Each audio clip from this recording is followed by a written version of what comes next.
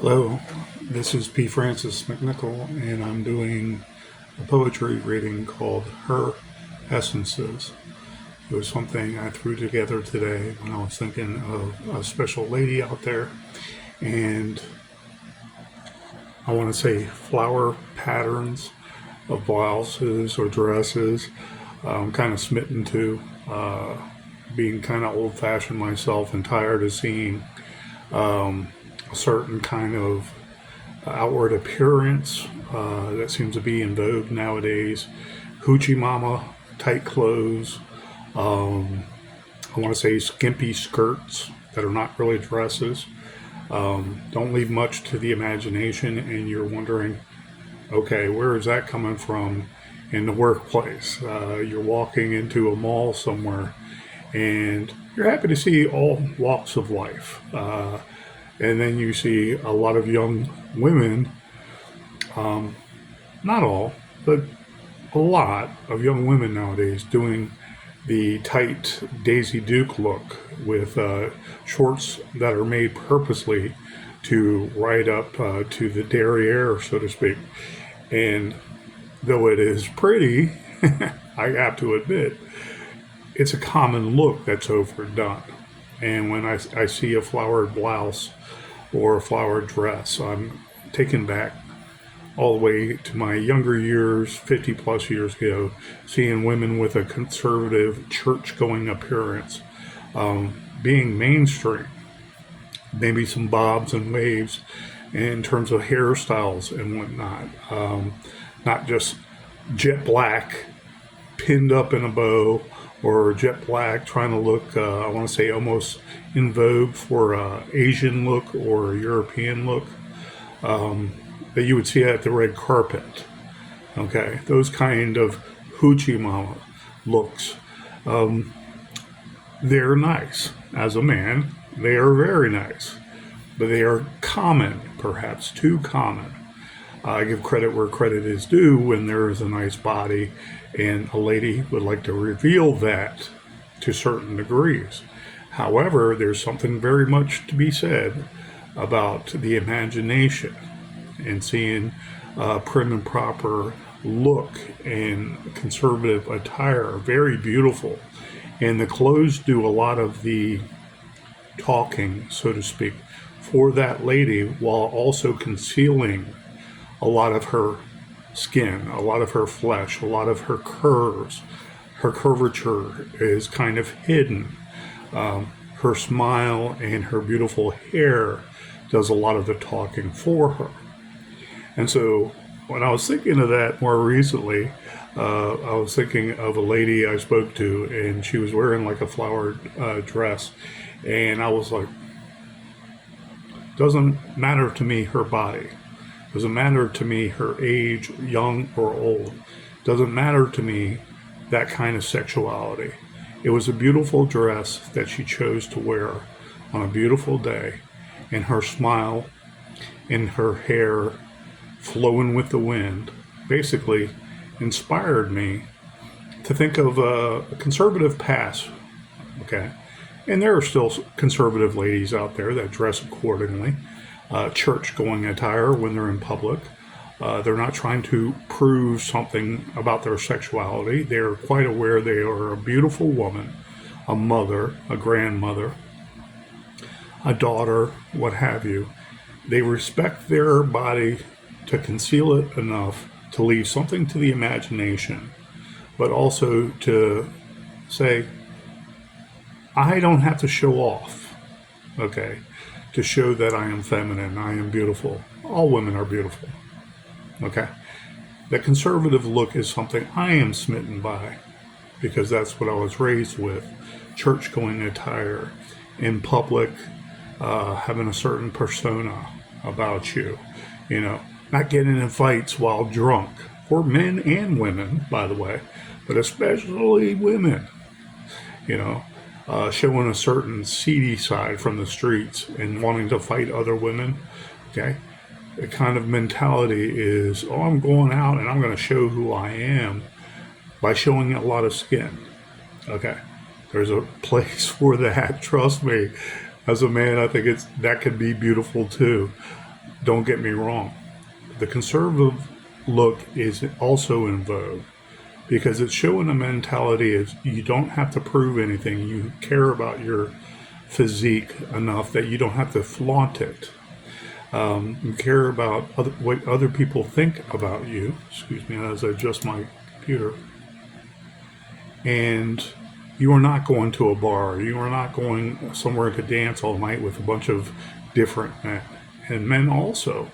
When men reverse the script, because it aptly applies, but it often applies. When you see a man wearing a tie and a nice white shirt and nice slacks and nice shoes, and whatever he is doing, walking through the mall also, going door to door, part of his work attire is to wear that.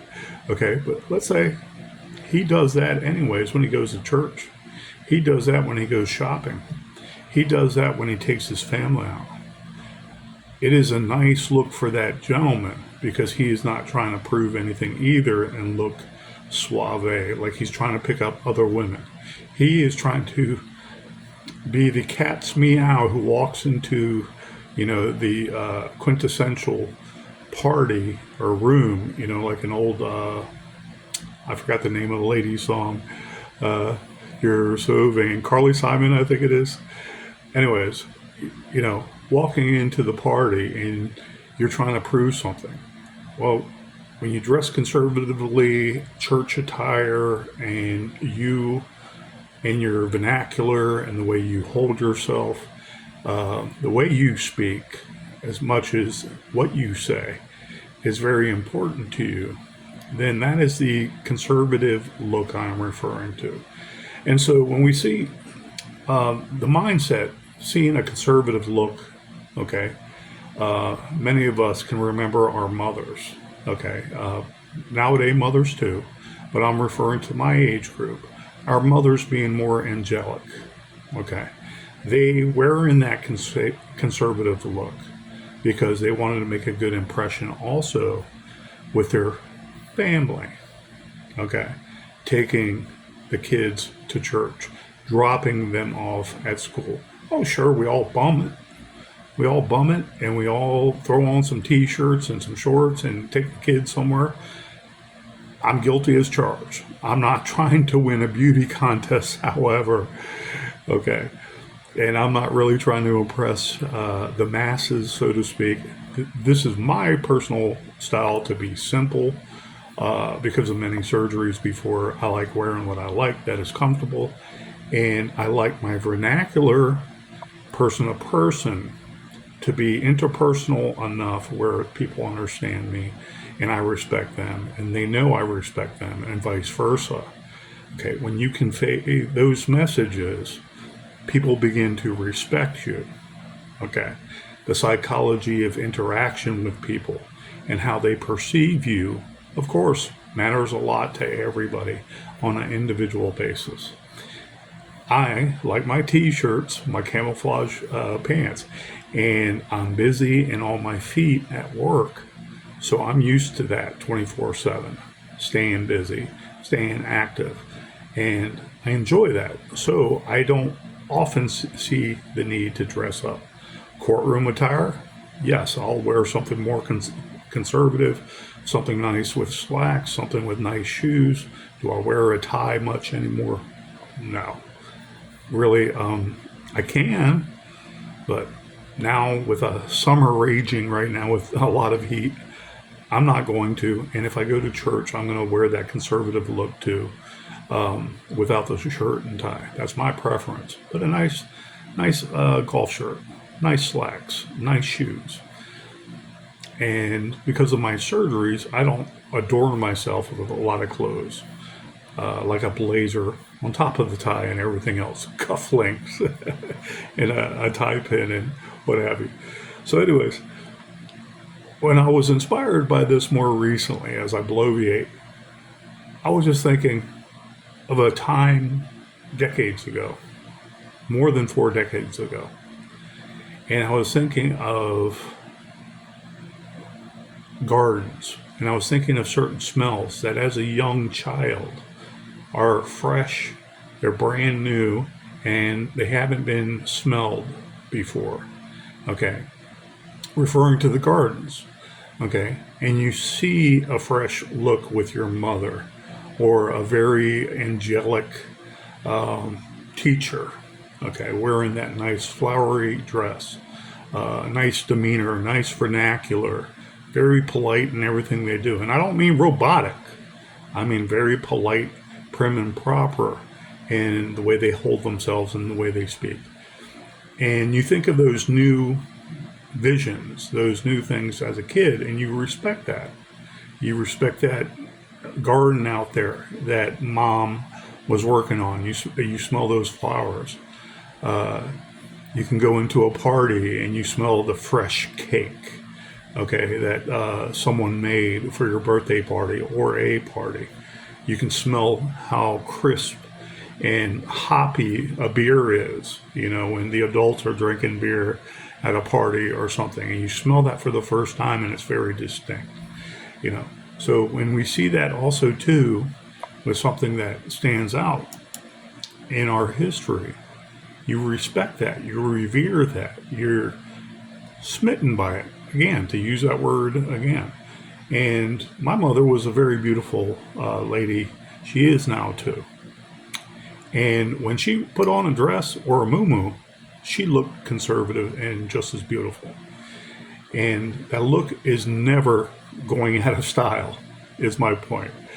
And when you see it, and it reminds you of that certain time, it's like, do you want to capture it in words? Can you capture it? Can you enjoy that feeling without being too political? Can it have a more natural, ephemeral effect on you, and you express that naturally? And can people understand and evoke, or does it invoke and evoke those same senses? Okay. And I believe it does. And when you feel it in your heart, you want to express it. And so that brings me to my point here also, is someone contacted me on one of my posts, and it was a one sentence stanza, but it was longer and it was done on purpose. Please excuse me. And this guy said simply, too long, lost interest. I was like, okay. And I can take some criticism, and there was nothing mean he said or anything like that. And I was like, yeah. Then when he explained in a further message to the post on this thread, he explained his point of view. And I was trying to explain back to him very kindly, having discourse, but not being argumentative. We were arguing positively, okay, if that makes sense. And I said, there's a time and a place for everything. That's what I was trying to convey. There's long game with poetry, where you can write your one line longer and put a lot of rhymes in there, okay, or maybe just one rhyme in there with different segments of a compound sentence. There's short game, okay, there's straight sentence, there's a few words, there's a couple words, maybe one word, lines, so on and so forth. And so how you do it, there's a time and a place, especially when you're doing natural. I explained in my own words that is only a tool, okay? Doing the long game and a longer sentence with many segments to it, so it's a compound sentence, okay? That is my idea of getting a lot of rhymes in there and it being enjoyable, even though it might be a sad or somber or serious matter. And then there's a time for the short game where you do simpler rhymes because of, I want to say, a lighter, friendly, loving aspect. Okay? This comes from our hearts too.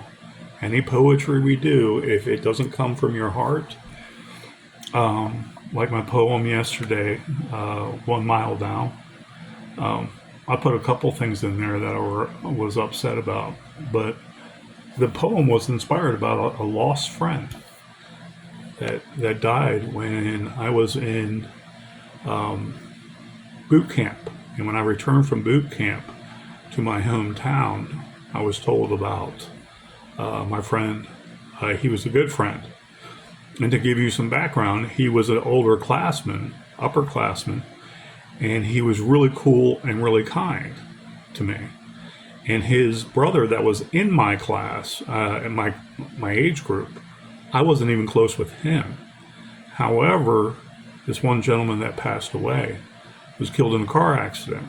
He was an upperclassman, and he treated me very kind. And it was kind of like he was an older brother that looked after us, younger guys. And his mother happened to work with my mother at the local 7-Eleven. And so in this small area of Springfield, Virginia, when he passed, it was a big deal. And my future stepdad was a police officer that handled the accident and death report. And he was the one that broke the news to my mom's best friend, that her son passed away in a car accident one night. And it saddened me. It saddened me to no end because I really didn't have a chance to memorialize him, to move on. And I didn't hold on to that forever like it was just eating at me.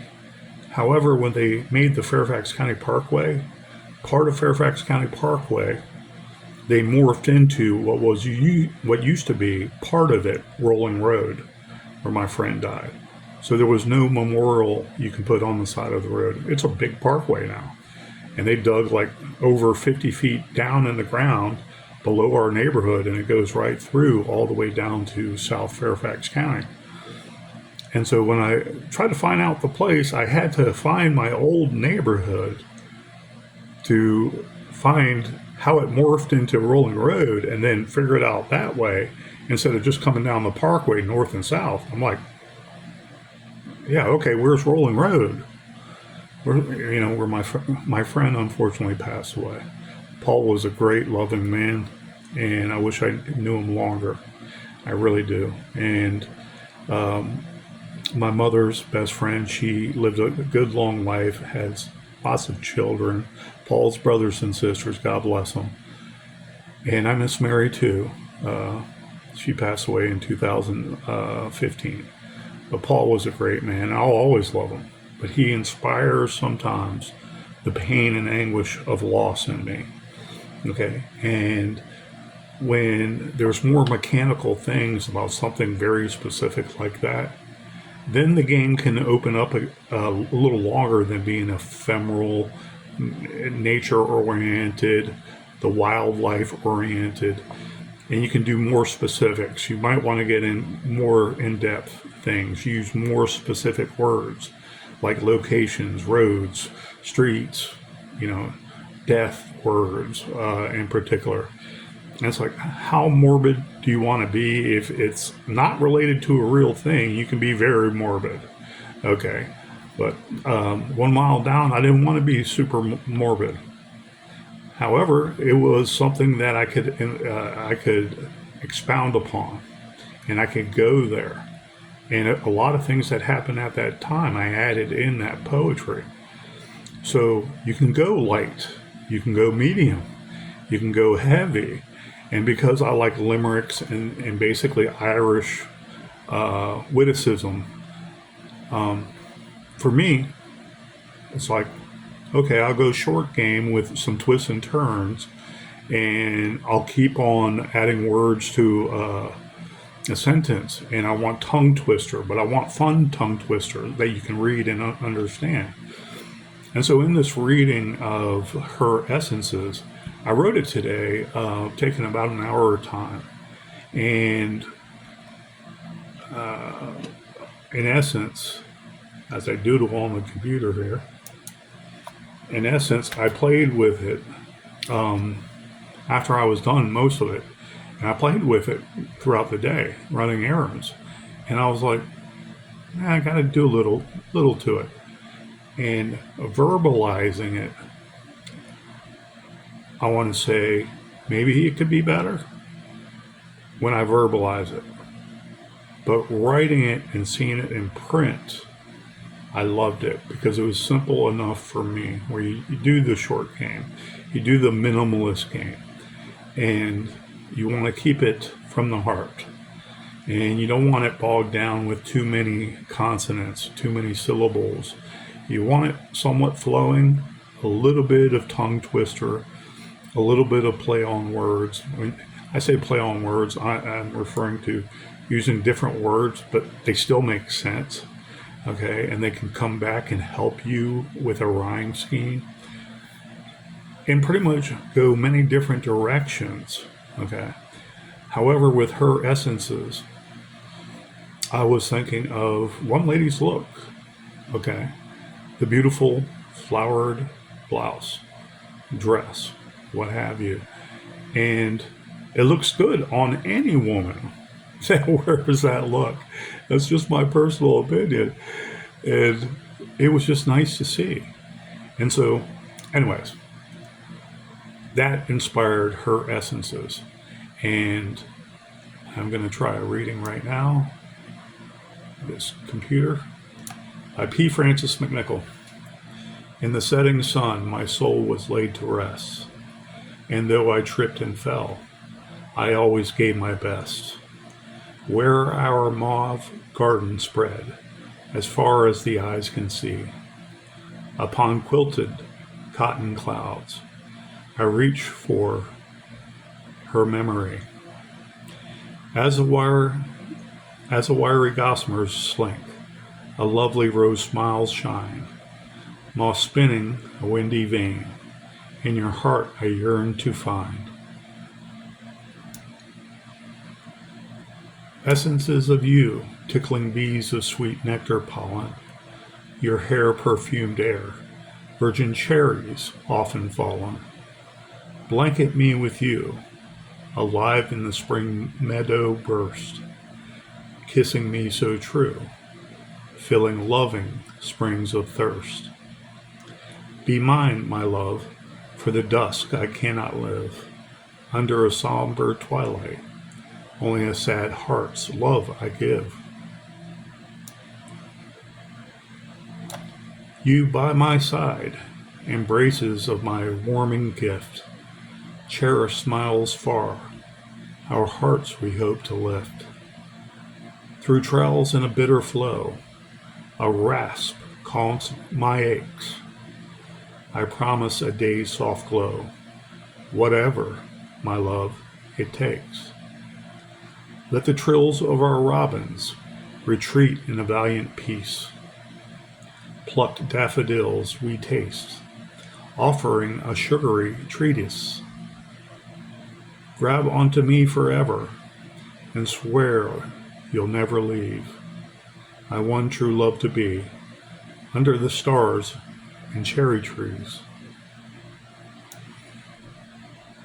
All right, that was a rough draft, a rough reading of her essences, and I'm going to post it soon on Facebook, because for some reason, when I post a lot of things on the messenger threads that have to do with writing and related to the groups, they count that as an interaction.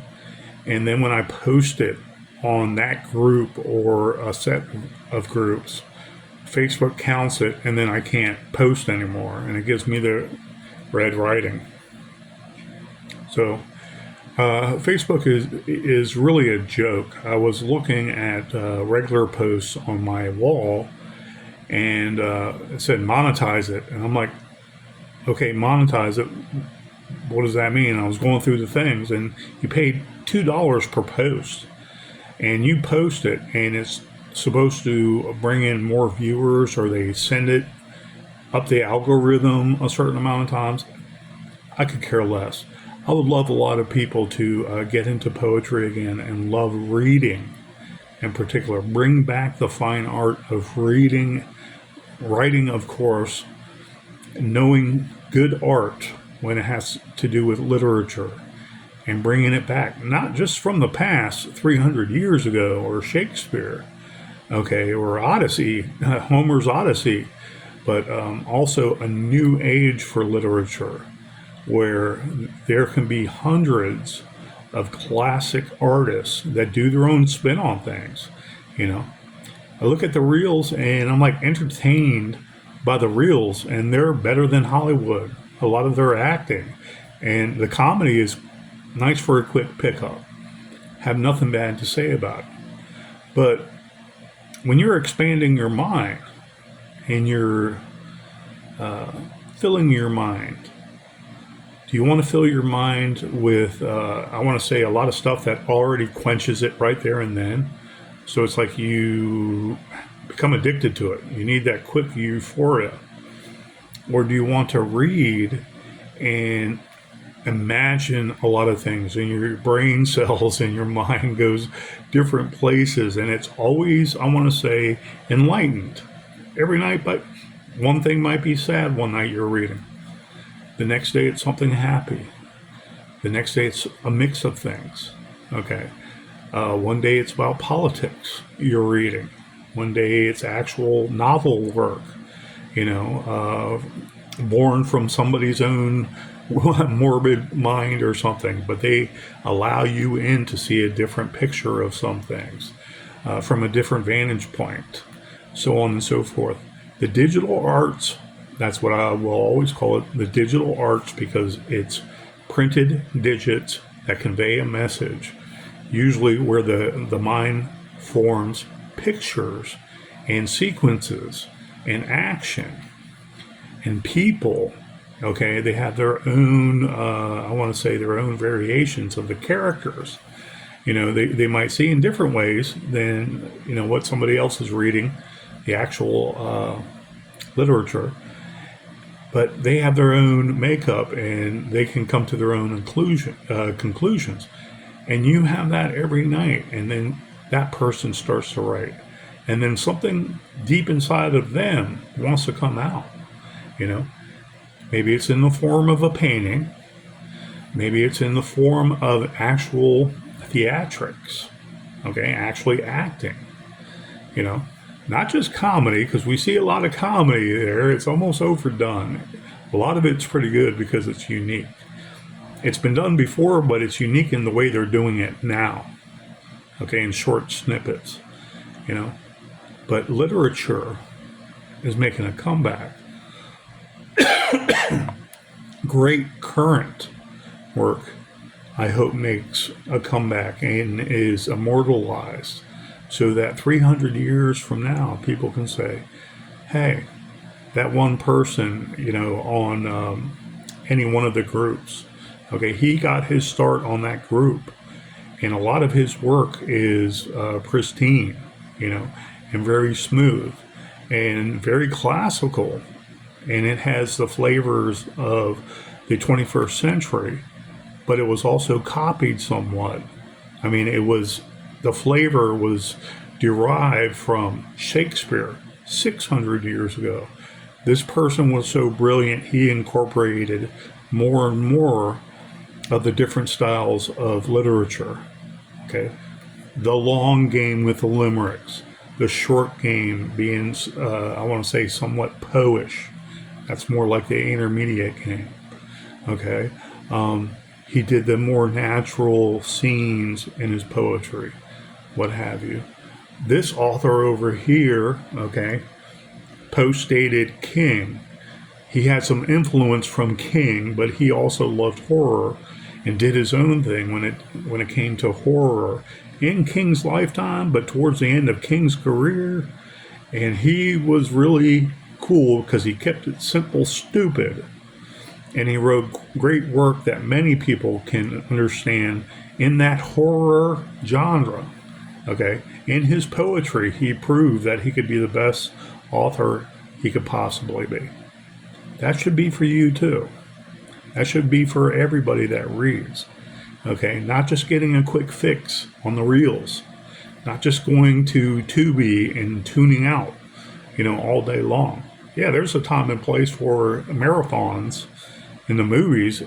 I'm one who enjoys them, especially The Walking Dead, which reminds me of the Stalking Unfed. It was a spoof on that, more recent poem.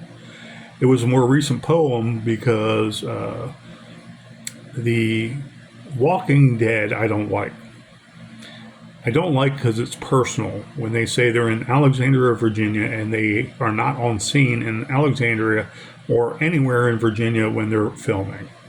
Okay, they're still in some lot in Georgia somewhere, I think. Okay, and their little spoof, inside joke was they never said the word zombie at all in any of their shows, any of their filming.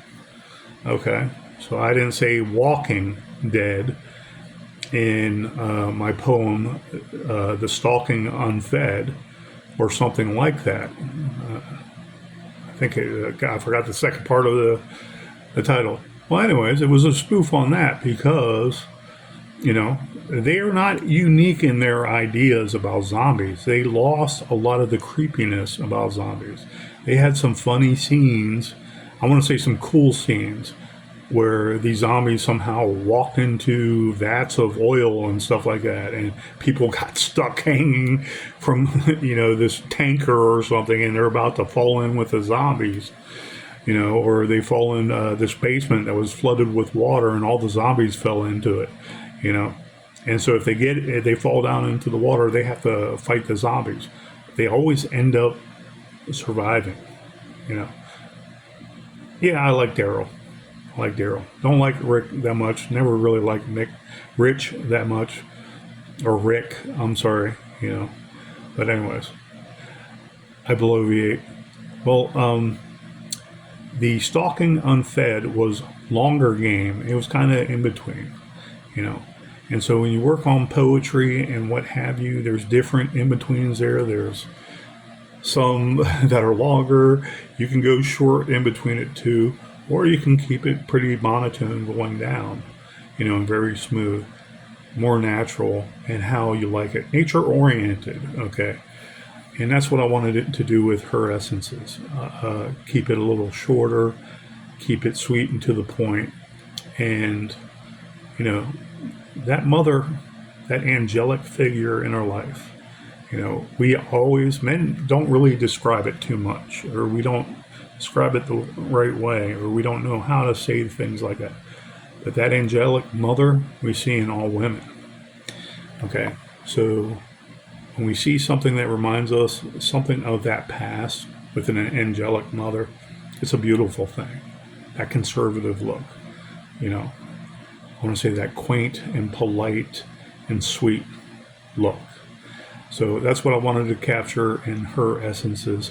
And I hope you enjoyed this video. I'm not really going to say much about guns or anything like that. Always protect yourself, head on a swivel. Get out there and support your local author. Okay? I just forgot. I'm receiving some help from a real trusted friend. And she has said she has connections and know actual people. She's actually in the printing field and can help me with Trill of the Red Robin, a COVID story, part 1. I'll probably do a sequel if I can get Trill of the Red Robin, a COVID story, published by a real traditional publisher, and do a screenplay for it. I'm thinking everything for that, so that the intellectually disabled, developmentally disabled are immortalized for what transpired in COVID, and we never do that again. Okay, using them as an experimental population for the COVID vaccine in particular, but also Paxlovid and Remdesivir that harmed them and caused damage and death. But with the help of this friend, some typesetting is going to be made with Trill of the Red Robin. Some pages are going to be changed. Everything's going to be numbered, and it was in good order for the most part to begin with the chapters and everything. But she's going to do some final touches that I just couldn't do on the Office program. And then the Word program, every time I make the corrections and go back to the same manuscript, the faux pas are still there, redlined. A month later when I look at it again, I'm like, but she's working on that, and she's a really great friend, and I look forward to thanking her. But she also has a foot in the door with a best friend that knows big time publishers. And if everything goes according to plan, there might be, I want to say, a good resolution with Trill of the Red Robin, the best COVID story out there. I've researched it, and I made it unique with the help of Jesus Christ sitting beside me when I wrote it. It broke my heart to write it, but it needs to be told. Steve's story needs to be told. The intellectually disabled and developmentally disabled stories need to be told. There's been a lot of different stories told, and it's kind of cliche. Okay, and maybe they're the trailblazers for the COVID stories. And I read some of them, and my book is not that. My book is very unique, very eclectic, and it has a little bit of police work in there. It has a little bit of dreamscapes in there, and it has a lot of interaction with the intellectually disabled and what truly happened to Steve in particular. It's just done in a story format. And I hope we never do that again as a human species. The human beings never do that again. We're here to protect our brothers and sisters. Not use them as scapegoats, not use them as crash test dummies, not using them as whatever you want to call it, test subjects of a vaccine that can also kill them. And they're not aware of that. They can't make that decision with the guardian. Even if the guardian says, yeah, you can, you're going to do it, that individual still has somewhat of a right to say no. And if we advocate for them, we can never let them down and say, okay, you don't want to take it? Well, you got to take it. If we advocate for them and their rights, then if they don't want to take something like the vaccination, we can never force that on them again and kill them, like occurred in the IDD communities. Trill of the Red Robin, I believe good things are going to happen before Christmas time. Maybe before the end of the summer, knock on wood. And I still love that. If I don't publish it, I'm fine with it. I am not going to self-publish. The book itself deserves to be well financed so that the whole world can read it. And I'm sticking by that. It's the best COVID book there is, period. So anyways, guys, I hope you enjoyed this reading of her essences, and thank you so much. Please have a wonderful evening, and take care of yourself and your family. God bless Donald Trump in the United States. Take care. MAGA.